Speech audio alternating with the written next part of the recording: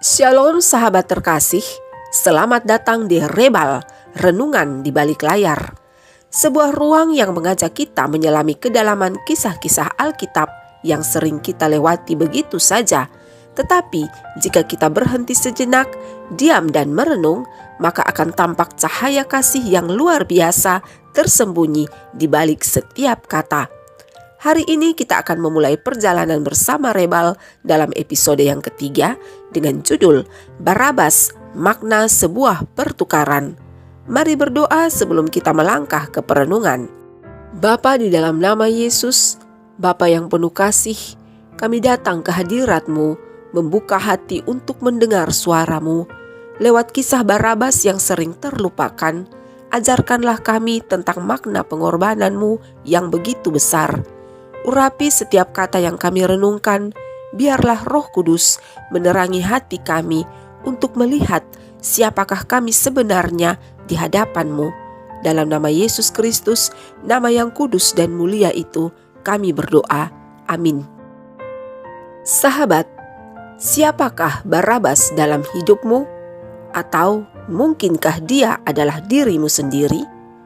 Nama Barabas hanya muncul beberapa kali dalam Alkitab dan seolah dia hanya tokoh figuran dalam drama penyaliban Yesus. Namun di balik nama itu tersembunyi sebuah pesan Injil yang sangat kuat, yaitu pertukaran terbesar dalam sejarah umat manusia. Dapat dibayangkan, di satu sisi berdiri Barabas yang adalah seorang pemberontak, pembunuh, pendosa. Sementara di sisi lain berdiri Yesus yang tak bercelah dan tak berdosa, tetapi dihukum sebagai penjahat. Dan orang banyak memilih untuk membebaskan Barabas. Sesungguhnya siapakah Barabas itu?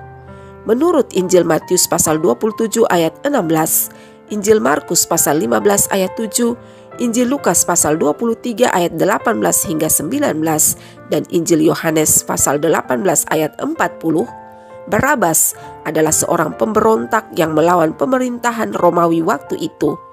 Ia juga adalah seorang pembunuh yang sudah melakukan pembunuhan dalam aksi pemberontakannya, dan seorang penyamun atau bandit yang bukan sekedar pencuri biasa tetapi semacam ekstremis bersenjata. Dan yang pasti, Barabas adalah seorang tahanan terkenal. Nama Barabas berasal dari bahasa Aram dengan dua suku kata, yaitu Bar yang berarti anak dan Abas yang berarti bapa. Jadi, Barabas berarti anak bapa.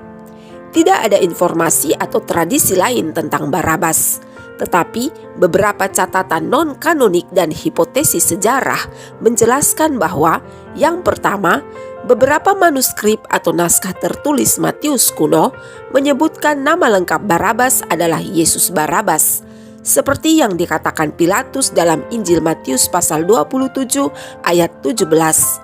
Pernyataan Injil Matius ini menambah dimensi luar biasa, yaitu ada dua Yesus di hadapan massa. Yang kedua, ada hipotesis bahwa Barabas adalah bagian dari kelompok Zelot, yaitu kelompok Yahudi fanatik yang memberontak terhadap kekuasaan Romawi. Dan yang ketiga, mengenai kehidupannya setelah dibebaskan, tidak ada catatan lebih lanjut dalam Alkitab maupun sumber utama lainnya. Barabas memang bersalah dan hukuman salib menantinya. Ia tahu bahwa pagi itu ia akan disalibkan.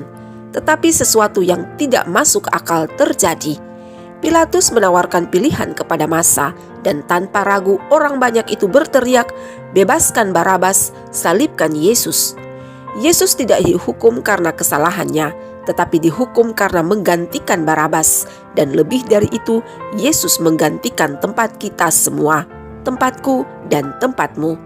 Barabas tidak memohon, tidak bertobat.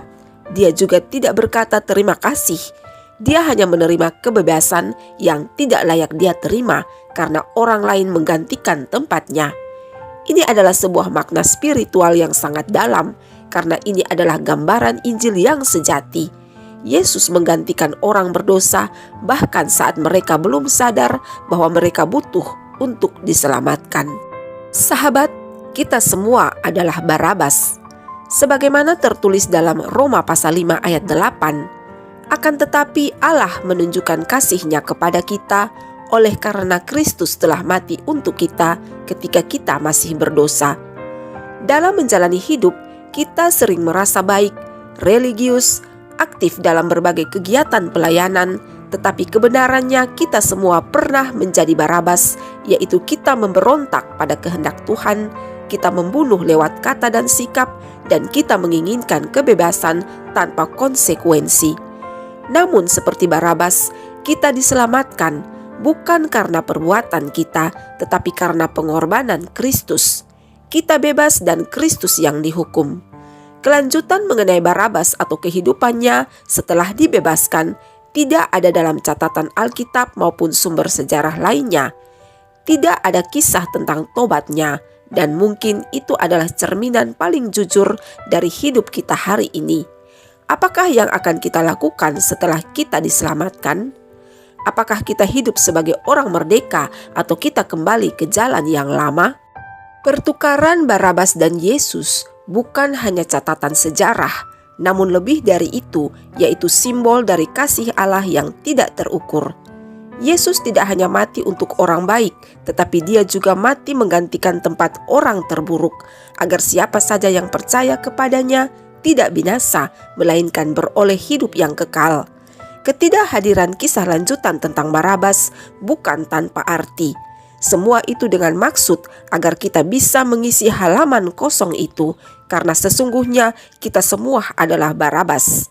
Tulislah jawaban kita pada lembar kosong itu dari pertanyaan, apakah yang akan kita lakukan dengan kebebasan yang telah Yesus bayar untuk kita? Sahabat, mari berdoa. Tuhan Yesus, kami bersyukur atas salib-Mu yang menggantikan hukuman kami.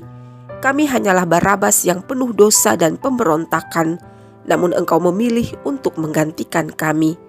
Tolonglah kami untuk selalu hidup dengan rasa syukur, bukan dengan kata, tetapi dengan sikap hidup yang berubah. Pakailah kami untuk menjadi saksi dari kasih-Mu yang tidak terukur itu. Dalam nama Yesus kami berdoa. Amin. Sahabat Rebal yang dikasihi Tuhan, kita adalah Barabas, tetapi sekarang kita dipanggil sebagai anak yang ditebus, bukan sebagai penjahat yang ditukar. Jika renungan ini menyentuh hatimu, jangan simpan sendiri. Bagikanlah dan jadilah saluran kasih Tuhan lewat like, komen, dan subscribe pada channel ini. Mari kita jaga api cinta kepada Yesus Kristus agar tetap menyala, dan nantikanlah episode Rebal berikutnya. Tuhan Yesus memberkati. Shalom.